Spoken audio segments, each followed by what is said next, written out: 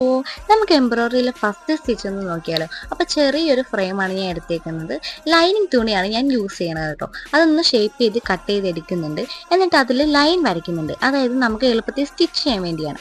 ഈ പെണ്ണ് യൂസ് ചെയ്തിട്ടാണ് ഞാൻ വരച്ചേക്കുന്നത് കേട്ടോ. അതാകുമ്പോൾ തേക്കുമ്പോഴത്തേക്ക് ആ സ്റ്റെയിനിങ് പൊക്കോളും. ത്രെഡാണ് ഞാൻ ഇതിനു വേണ്ടി യൂസ് ചെയ്യണത്. പക്ഷെ ഞാൻ ഫസ്റ്റ് ചെയ്തപ്പോൾ ഉള്ളൊരു മന്ദബുദ്ധിത്തരം ഞാൻ ചെയ്തതെന്ന് പറഞ്ഞാൽ അതിൻ്റെ അടിയിൽ ഒരു ക്ലോത്ത് പെട്ടുപോയി. ഞാനത് കണ്ടില്ല. 2-3 സ്റ്റിച്ച് ഞാൻ ചെയ്യുമ്പോഴും ഈ നൂല് വരാതായപ്പോഴാണ് എനിക്ക് പിന്നെ ബോധം ഉദ്ദേശിച്ചത് ഇങ്ങനെ ഒരു പറ്റിയെന്ന്. പിന്നെ അത് സെറ്റ് ചെയ്ത് പിന്നെ എടുത്തിട്ടുണ്ട് കേട്ടോ. ഇങ്ങനെയാണ് ഫസ്റ്റ് സ്റ്റിച്ച് ചെയ്യേണ്ടത്. അതായത് ചെറുതായിട്ടൊന്ന് കുത്തിയെടുക്കുക, നോർമലായിട്ടൊരു സ്റ്റിച്ച് നമ്മൾ ഇടുക.